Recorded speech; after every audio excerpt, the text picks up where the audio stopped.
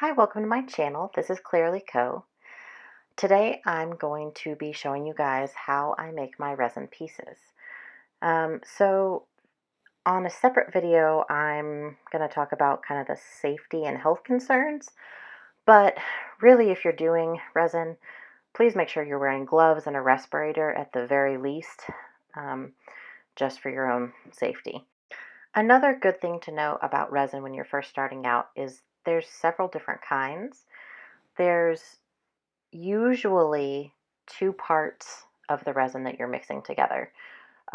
Usually it'll say resin on one bottle and hardener on the other, or A and B, or something to that extent. So in this video, I'm using 50 milliliters of both. But if you read the directions of the kind you have, it pretty much is going to tell you what you need to do. One thing to really know when you're mixing your resin is to do it slowly, to not get too many bubbles.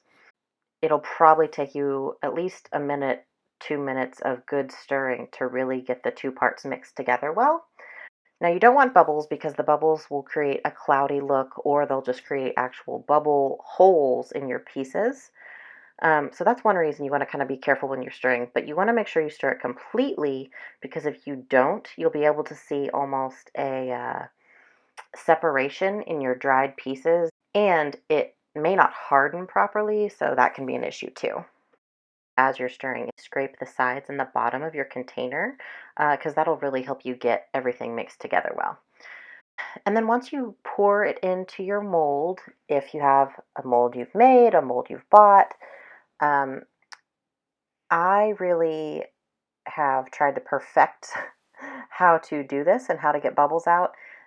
Here I'm just using a little pin to kind of pull the big bubbles that are stuck to the mold up to the surface to pop. But once you have just little tiny bubbles on the surface, it's really easy to use a torch to get rid of those other bubbles. You can also use just a lighter, but also just be careful that you don't get the resin too hot, or it will stick to the sides of your mold and cause your mold to tear when you try to take it out. So at this point, you are all done, and you get to start adding materials in, adding colors, and getting creative with your resin. Thank you so much for watching my video. Be sure to check out part 2, where you will see me add the rest of my materials into the resin. Please let me know your thoughts on what you'd like me to try or what you'd like to see in the comments below. I will see you next time.